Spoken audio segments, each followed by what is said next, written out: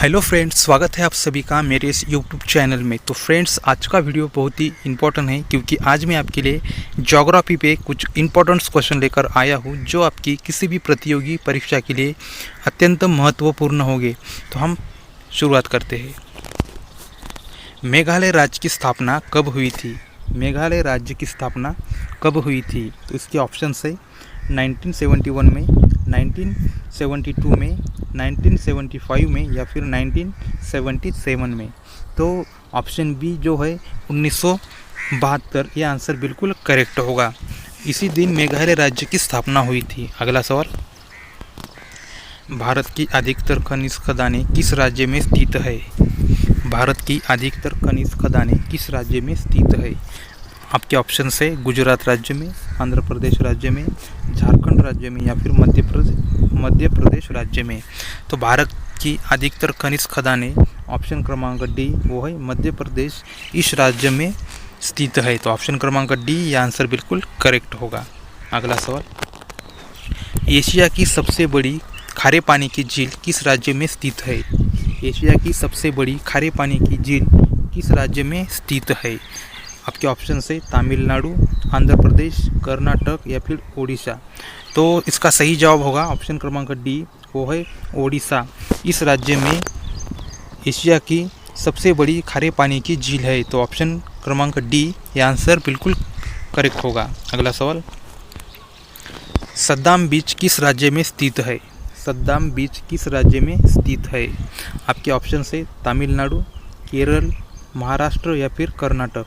तो सद्दाम बीच ऑप्शन क्रमांक बी वो है केरल। तो केरल राज्य में सद्दाम बीच स्थित है। ऑप्शन क्रमांक बी यह आंसर बिल्कुल करेक्ट होगा।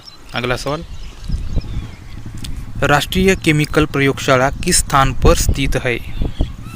राष्ट्रीय केमिकल प्रयोगशाला किस स्थान पर स्थित है?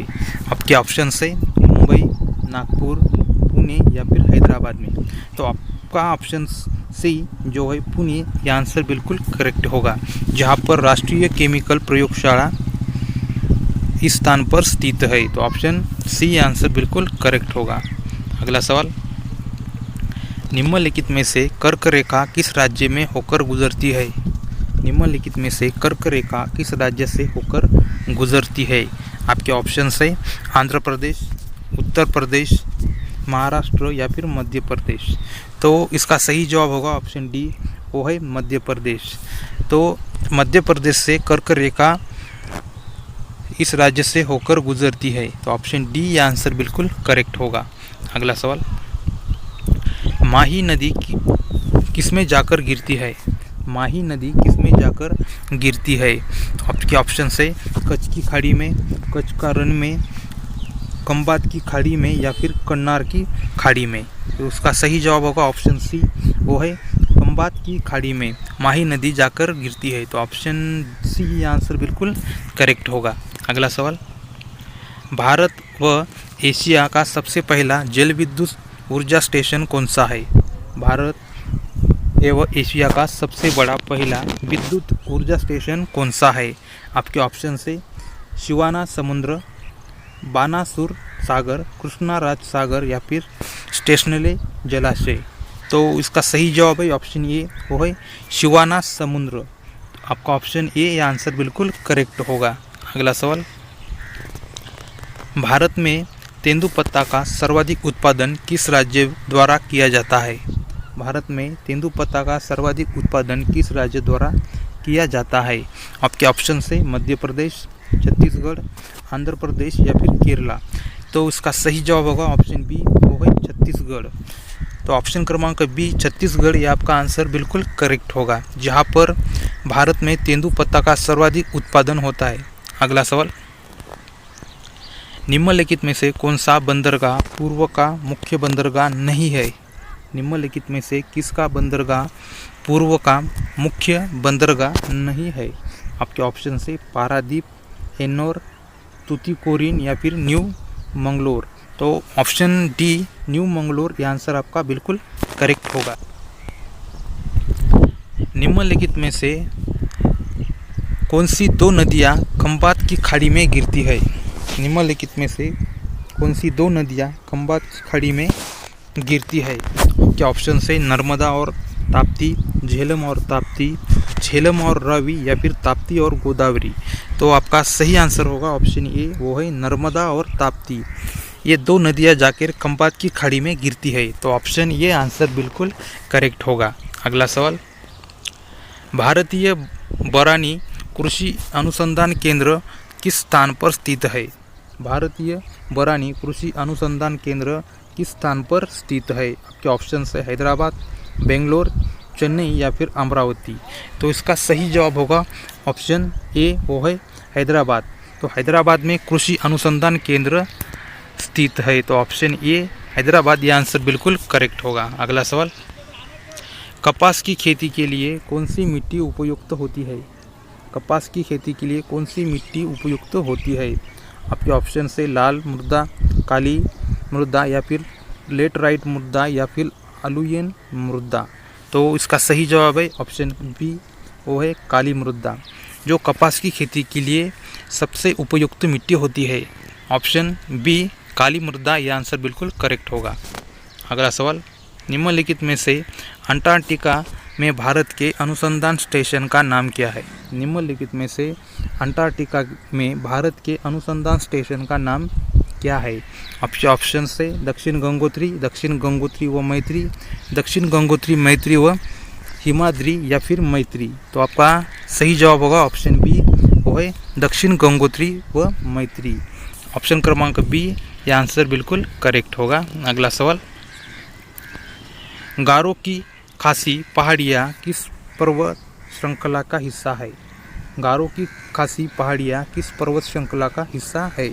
आपके ऑप्शन से सातपुड़ा, विंध्य, हिमालय या फिर पूर्वी घाट।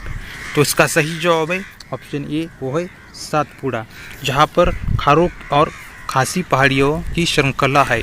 अगला सवाल, चाय, कॉफ़ी, मसाले, नारियल, रबड़, इलायची और मिर्च को किस समूह में रखा जाता है?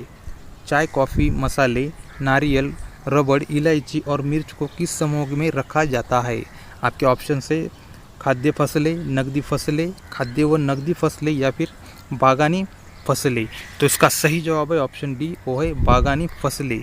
तो ऑप्शन क्रमांक डी, ये आंसर बिल्कुल करेक्ट होगा। अगला सवाल, गंगा की मुख्य शाखा को बांग्लादेश में किस नाम से जाना जाता है? गंगा की मुख्य शाखा को बांग्लादेश में किस नाम से जाना जाता है? आपके ऑप्शन से जमुना, पद्मा, मेघना या फिर कालिंदी। तो इसका सही जवाब होगा ऑप्शन बी, वो है पद्मा। तो गंगा को मुख्य शाखा बांग्लादेश में पद्मा नाम से जाना जाता है। तो आपका ऑप्शन बी, ये आंसर बिल्कुल करेक्ट होगा। अगला सवाल, अरुणाचल प्रदेश को पूर्ण राज्य का दर्जा कब मिला? अरुणाचल प्रदेश को पूर्ण राज्य का दर्जा कब मिला? ऑप्शन से 1985 में, 1986 में, 1987 में या फिर 1988 में। तो अरुणाचल प्रदेश को पूर्ण राज्य का दर्जा कब मिला? तो ऑप्शन सी, वो है 1987 में अरुणाचल प्रदेश को पूर्ण राज्य का दर्जा मिला था।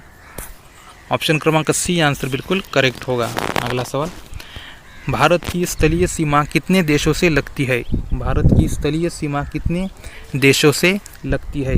ऑप्शन से 6, 7, 8 या फिर 9 देशों से। तो भारत की स्थलीय सीमा ऑप्शन बी, वो है 7 देशों से मिलती है। तो ऑप्शन क्रमांक बी, यह आंसर बिल्कुल करेक्ट होगा। अगला सवाल, काचिन पहाड़ियाँ भारत की किस देश के साथ सीमा का निर्माण करती है? काचिन पहाड़ियाँ भारत के किस देश के साथ सीमा का निर्माण करती है? ऑप्शन से भूटान, म्यांमार, नेपाल या फिर चीन से। तो काचिन पहाड़ियाँ भारत की वो म्यांमार के साथ सीमा का निर्माण करती है। तो ऑप्शन बी म्यांमार, यह आंसर बिल्कुल करेक्ट होगा। अगला सवाल, भारत का 60% नमक किस राज्य द्वारा उत्पादित किया जाता है? भारत का 60% नमक किस राज्य द्वारा उत्पादित किया जाता है? आपके ऑप्शन से राजस्थान, ओडिशा, गुजरात या फिर महाराष्ट्र। तो भारत का 60% नमक ऑप्शन क्रमांक सी, वो है गुजरात राज्य द्वारा उत्पादित किया जाता है। तो आपका ऑप्शन सी, ये आंसर बिल्कुल करेक्ट होगा। अगला सवाल, शरावती जल विद्युत परियोजना कहाँ है? शरावती जल विद्युत परियोजना कहाँ है? ऑप्शन से आंध्र प्रदेश, कर्नाटक, तमिलनाडु या फिर मध्य प्रदेश।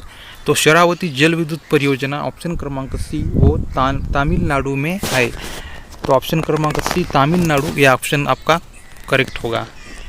तो फ्रेंड्स, आप लोगों को ये वीडियो अच्छा लगा तो प्लीज़ वीडियो को लाइक करो और नए हो तो चैनल को सब्सक्राइब करो। हम मिलते हैं अगले किसी नए इंटरेस्टिंग टॉपिक के साथ। तब तक के लिए नमस्कार।